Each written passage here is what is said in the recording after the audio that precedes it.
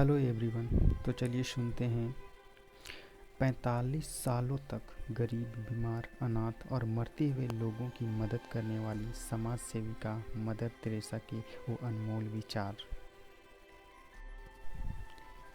छोटी चीज़ों में वफादार रहिए, क्योंकि इन्हीं में आपकी शक्ति निहित है। चलिए, जब भी एक दूसरे से मिले, मुस्कान के साथ मिले। यही प्रेम की शुरुआत है। अगर 100 लोगों को नहीं खिला सकते तो एक को खिलाइए।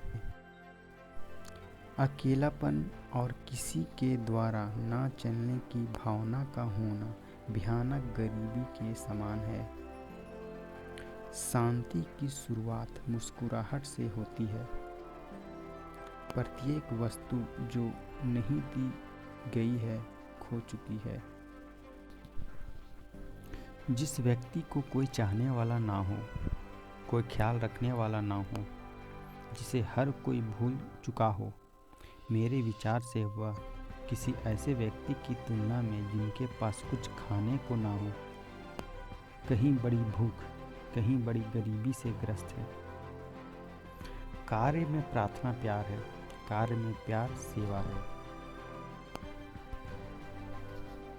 सबसे बड़ा रोग किसी के लिए कुछ ना होना है। यीशु ने कहा है कि एक दूसरे से प्रेम करो। उन्होंने यह नहीं कहा कि समस्त संसार से प्रेम करो। मुझे लगता है हम लोगों का दुखी होना अच्छा है। मेरे लिए यह यीशु के चुंबन की तरह है। हम सभी ईश्वर के हाथ में एक कलम के समान हैं। सादगी से जिए ताकि दूसरे भी जी सके। बिना प्रेम के कार्य करना दासता है।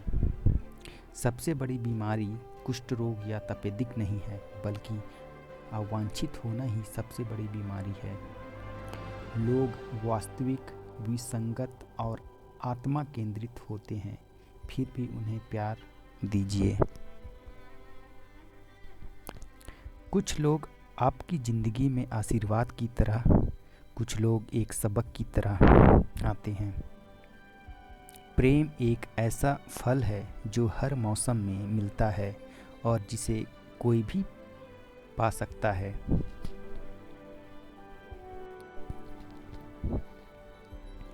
कल जा चुका है, कल अभी आया नहीं है। हमारे पास तो केवल आज है। चलिए शुरुआत करते हैं।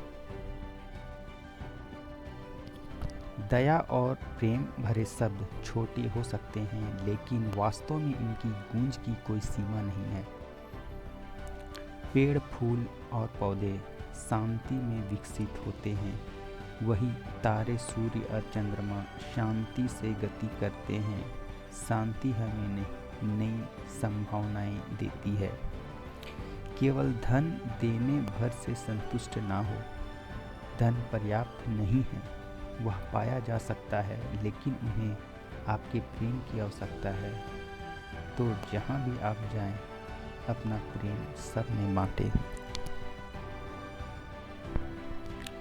ज़्यादा बच्चे कैसे हो सकते हैं? यह तो बहुत सारे फूल की तरह हैं।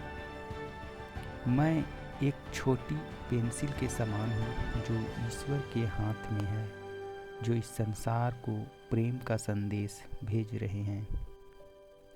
खूबसूरत लोग हमेशा अच्छे नहीं होते, लेकिन अच्छे लोग हमेशा खूबसूरत होते हैं। हम सभी महान कार्य नहीं कर सकते, लेकिन हम अन्य कार्यों को प्रेम से कर सकते हैं।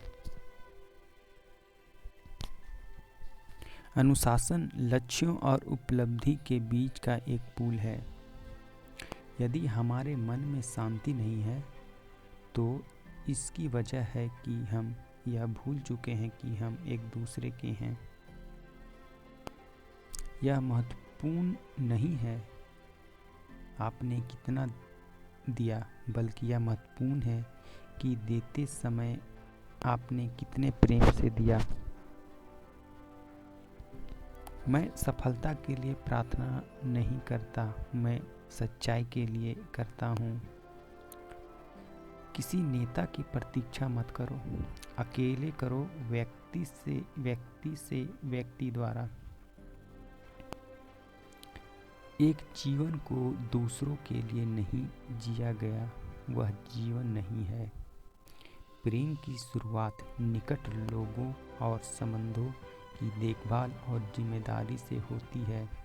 वो निकट संबंध आपके घर में है। अगर हमारे मन को शांति नहीं है तो इसकी कारण है कि हम यह भूल गए हैं कि हम एक दूसरे के हैं। यदि आप यह देखेंगे कि लोग कैसे हैं तो आपके पास उन्हें प्रेम करने का समय नहीं मिलेगा। ईश्वर हमसे यह अपेक्षा नहीं करते कि हम सफल हों, वे तो केवल इतना ही चाहते कि हम प्रयास करें। जो अपने कई वर्षों में बनाया है वह रात भर में नष्ट हो सकता है।